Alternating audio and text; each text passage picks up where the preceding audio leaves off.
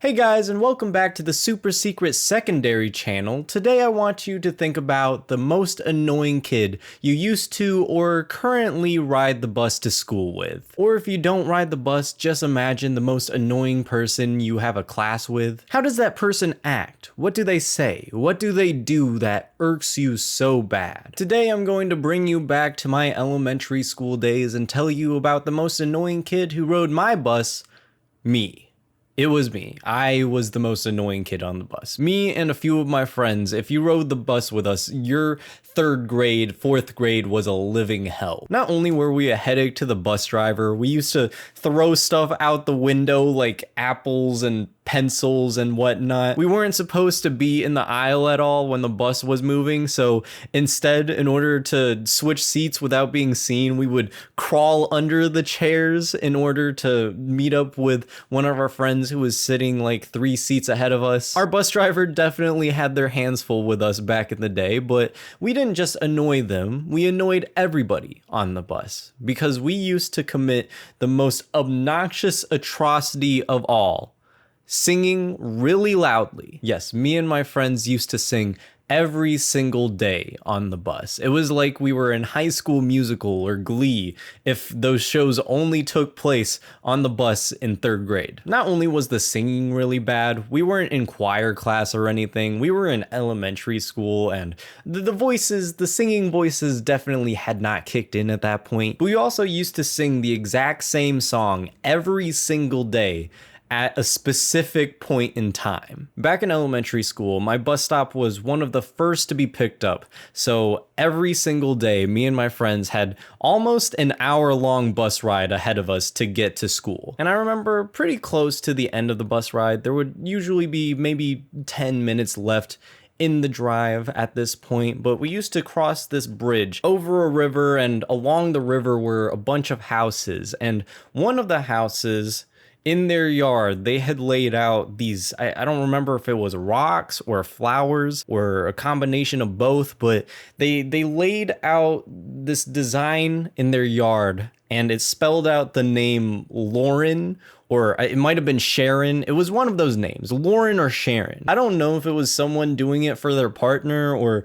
if someone just really liked their own name, so they spelled it out in their grass. But every time we crossed this river, we saw this name, and in our 3rd grade brains, that made us think, oh, this Lauren person's very important. We should be honoring her. Every single day we crossed this bridge. And so we did. And every single day when we started crossing that bridge and we saw the name Lauren and or Sharon or some other in name, we started singing the Star-Spangled Banner. Oh, say, can you see? Except it was more like, oh, say, can you see?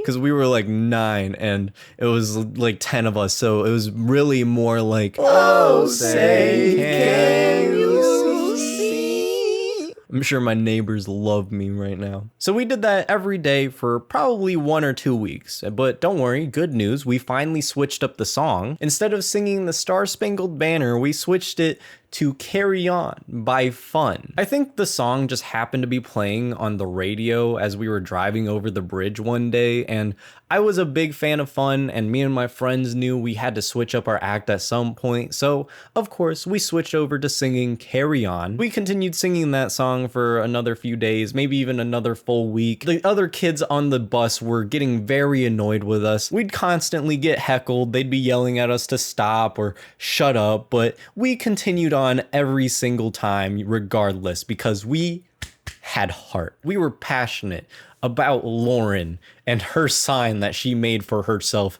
and or that her husband or boyfriend made for her, whatever the story was behind it. So everyone was getting annoyed at this point, and finally at some point my bus driver, as kind of a lady as she was, she finally broke and told us that we had to stop and never do it again, or we were getting, I don't know, written up. Can bus drivers do that? So realizing that we had maybe gone too far, we finally backed off and just did the typical rambunctious things that we would normally do, like going under the seats and traveling across the bus when we're not supposed to. But don't worry, this story has a happy ending for me and my singing group. Towards the end of the school year, in fact, I think it was within the last week, we crossed the bridge once more, and of course this made us nostalgic and long for the days when we got to sing Carry On by Fun or the Star-Spangled Banner, and at this point we only had one more week of school, and it just so happened that as we crossed that bridge, another song by Fun started playing on the radio,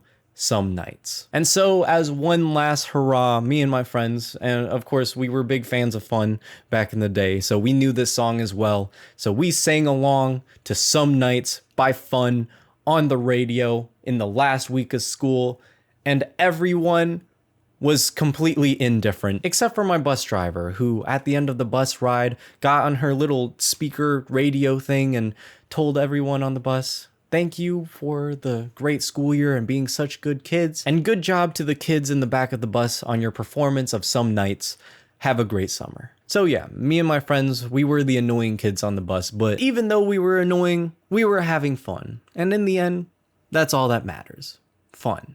The band is really good, and they should get back together. That's my message for today. Bye-bye.